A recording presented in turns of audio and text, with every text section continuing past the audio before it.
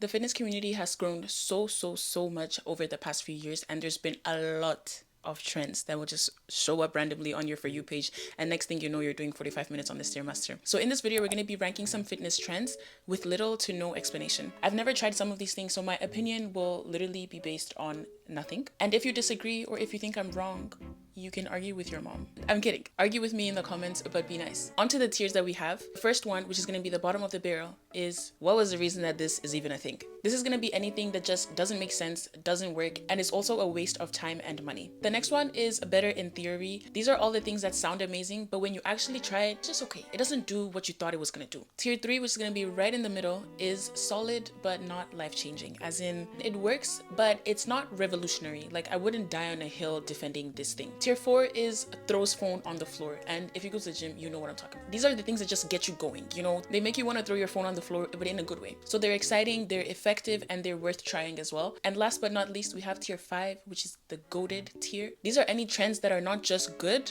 they're life-changing. As in, when you start doing this, your whole fitness journey is gonna make sense. If you're new to my channel, hi, my name is Tiana and I make fitness content. I love this kind of fun stuff, so make sure you subscribe if you enjoy that kind of content. I'm doing this on my iPad, so I'm gonna screen record, and there's so many ads on the screen, so I don't know how that's gonna look, but we move. The first one I have here is an ice bath. I've only done this at a spa, and how you usually do it is you'll go into like all the heat things and then do the ice bath and then go and relax, and then like, I don't know, it just feels, it feels really nice. It does something to your nervous system. It's very relaxing. Would I do this like just on a random day? No. Do I think it has benefits? Probably. So I don't really enjoy it either, you know, so I think I'm actually just gonna do like better in theory. The next one is a barbell back squat, and I used to do these when I started working out. This was the most energy draining thing I've ever done, more than setting up a hip thrust. Knee pain, back pain, shoulder pain, name it, all the pains, you can have them. It's a solid exercise, but I really question the need for it. Like, I can work all of those muscles with something else. Like, I don't have to put myself through back squats. I'm gonna go solid but not life-changing, because I know some people love them. I think anyone who's just trying to compete will do back squats and stuff like that. Like, I don't think they're useless, but I also don't think they would change my life. The next one is creatine. I've taken creatine before. I think I took it for about a month or two. I will say I feel like I took it a little bit prematurely, but the results were crazy. I felt strong. I felt like the Hulk, okay? I was doing like 100 pounds on my leg extensions, and at the time that was a lot. I can do that now without creatine. So that's why I say I think I did it prematurely, but this one is like top supplement. I can't deny that one is going goated, because yeah, creatine is that girl. Next, we're gonna do OxyShred. I guess we're staying with the supplements. I've seen a lot of people show their results with OxyShred, and they make you sweat. It also has caffeine, so it's going to give you energy. The thing that scares me about OxyShred is that caffeine, and so for that reason, I'm gonna say better in theory, because long term, I don't think it's going to be very good. Then we have the Bloom supplements, which is a greens powder. I feel like everyone and their mom started trying randomly on a random Tuesday, and all of a sudden, greens. I've never tried it.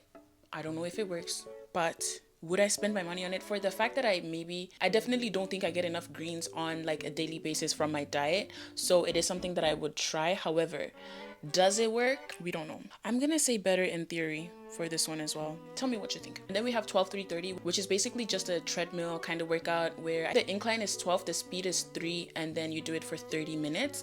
And I think this is something, and I've seen a lot of people do this and get good results, and it makes sense. You're walking on an incline for 30 minutes. I'm gonna say goated, because walking really is that girl, especially if you're going for weight loss. Next on the chopping block, we have protein coffee. I've also never tried protein coffee. The thought of it doesn't really sit well with me, and most of the times that I've seen it, it's someone like just making it themselves. But I found this picture, like it actually exists, like they sell protein coffee. I think my friend has tried it before. I don't know what she thinks about it, but I'll ask her, and maybe I'll add her opinion onto the screen or something like that, but I don't know what the reason for this is. Leave the coffee alone. Staying on the topic of protein foods, we have protein bagels. These I've made before. I've made them twice, and I honestly think I'm doing something wrong. Why does it not cook properly every single time I make them? But I've seen other people try it. I think it's good. Like I just ended up putting mine back into the oven, which is just a lot more work, but it's a really nice way to get your protein in. Make your own like bread bagel thing. You know exactly what's inside. It's cheap as well, because you probably have yogurt in your fridge and you probably have flour too. So easy, quick, nice. I'm gonna do throw phone on the floor for this one. And then we have my girl, the Stairmaster. We love to hate her. Tell me how you're on that thing for 5 minutes and you're dying. And the girls have been doing 30 minutes to an hour on the Stairmaster. You deserve an award for that, because I don't know how you do it. The most I've done is 30 minutes, but this is one of the ones that works. I'm not gonna lie. Like my butt, it was sitting, okay? Quads and my hamstrings just like, yeah, they were popping, okay? So throws it on the floor. Is it goated? I don't think it deserves goat status yet, but throws one on the floor. Yeah, it's very, very effective. The next one is actually a pair of shoes, and they're Converse. These were the first pair of shoes that I used when I started going to the gym. I would even like walk in them. Horrible for walking, also kind of horrible for lifting. For a really long time, a lot of people were lifting in Converse, and they're actually quite uncomfortable. I think we all realize now that it's so narrow and actually quite uncomfortable to work out in them. Ever since then, I've switched to the Metcons, and those are really nice. You can walk in them, you can lift in them. I feel super comfortable. I swear, like when I was using my Converse, I really did not want to let them go, bro. They had me in a chokehold, and mine were white and they were dirty and I kept wearing them. I don't know if I didn't want to buy another pair or what, but they got me through those times and I appreciate them for that. We're gonna do better in theory, because the theory is that lifting is better when you're on a flat foot, and because the Converse are flat, then you'll be able to like properly plant your foot on the ground. But when you incorporate the narrowness of the shoe, they kind of cancel out. So yeah. And then we have working out at 5 p.m. and it's nasty. It's the only time I can go and make it back home to shower and do all of those things. So 5 p.m. is my time. I hate it. Why are we all in there like sardines? What is the reason that all of you are here at 5? Surely we don't all have the same stupid schedule. Actually, maybe we do with jobs these days. But anyway, go in the morning. Go at night. Don't go at 5. I went to the gym once and I think I was doing leg extensions or whatever I was doing. I left my bottle on the machine. Like, it was right next to the machine, okay?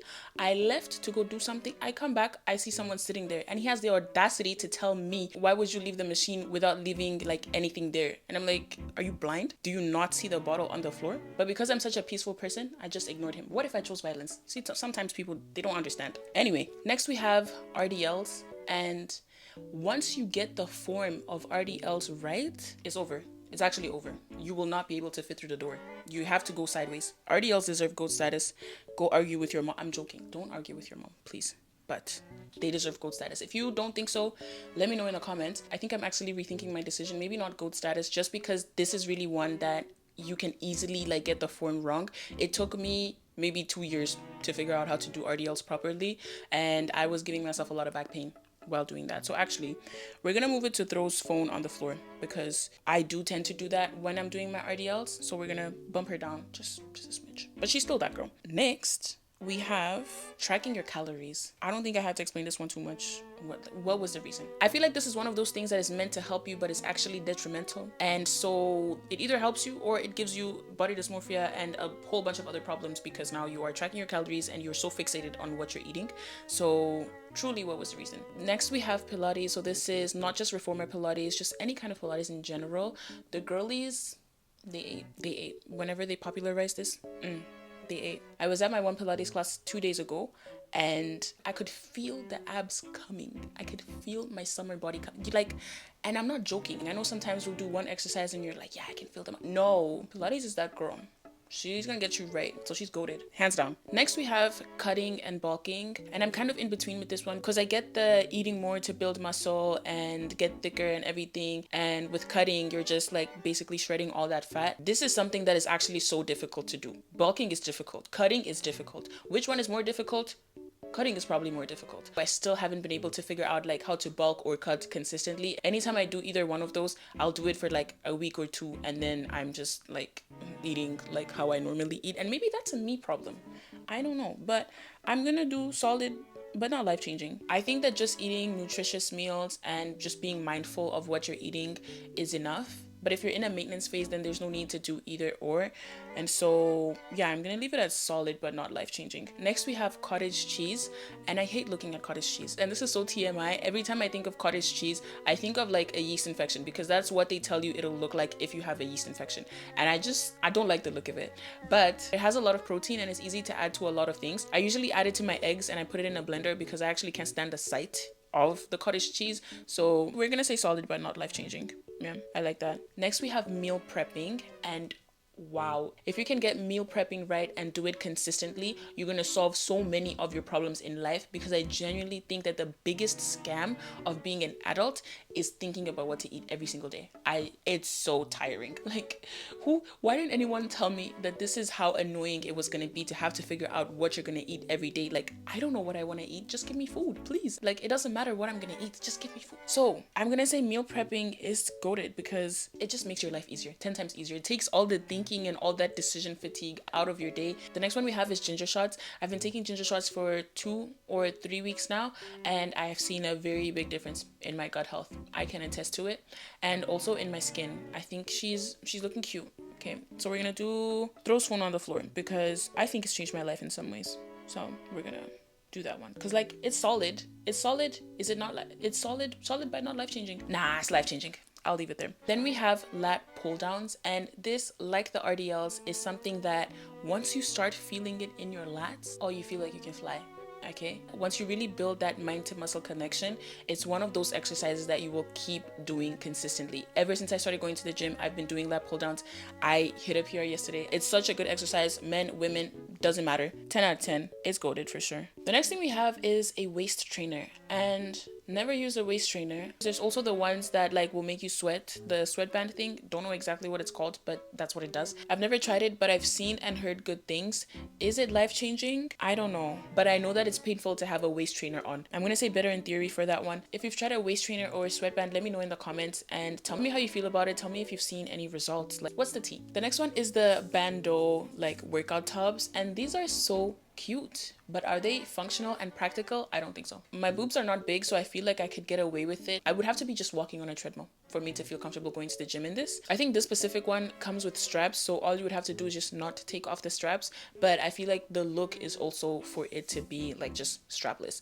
So I'll put it there. The next one we have is the elliptical, and I've been seeing more and more TikToks of people getting on the elliptical and like sweating and properly burning calories. I feel like I would do solid but not life-changing, also because I think I would just look goofy on an elliptical. My camera got too hot, so she decided to turn off. I don't know where I ended off, but I'm gonna move on to the next one, and it is 75 hard. This is another one I've never tried, but people get insane results anytime they do 75 hard, and I feel like that's because if you miss a day, you start again. So it might be 75 days, but by the end of it, maybe you've done like 100 days of it. So I think this one is goated for sure. We move there. If you want to see another one of these and you have suggestions, please put them in the comment. I really am enjoying doing this. So anyway, the second last one we have is Scrunch Leggings, and you either love these or you hate them. I'm one of the people that love them, and the one I have here is from Define. These leggings, these shorts, they make you look like you have a BBL. Sometimes the scrunches can be exaggerated, but if you get the right one, if you get the right size, the right width, the right, the right situation, it makes your cheeks look really good. So I'm gonna say throws phone on the floor, not gonna lie. She's a cool one. The last one we have is deep core exercises or functional core, and this also kind of goes hand in hand with Pilates. I feel like it became more popular whenever Pilates started becoming more popular as well. And I think there's also a lot of people who are now demonizing our traditional like core exercises like Russian twists, and I don't know, I can't remember any other ones, but I've seen a video of someone saying don't do this, do this. I think they all work, so I'm gonna say throw phone on the floor because it actually hurts so good. And that is my ranking. I don't know why there's a poop emoji at the top of this page, but okay, I guess. Let me know if you agree or if you disagree in the comments, and if you enjoyed this video, also let me know because I would love to do a second one, and give me some suggestions as well. I'm also gonna leave a video here for you to watch if you enjoyed this one, and if you don't end up watching it, it's okay. I won't take it personal, but if you do, I will see you in my next video. Bye.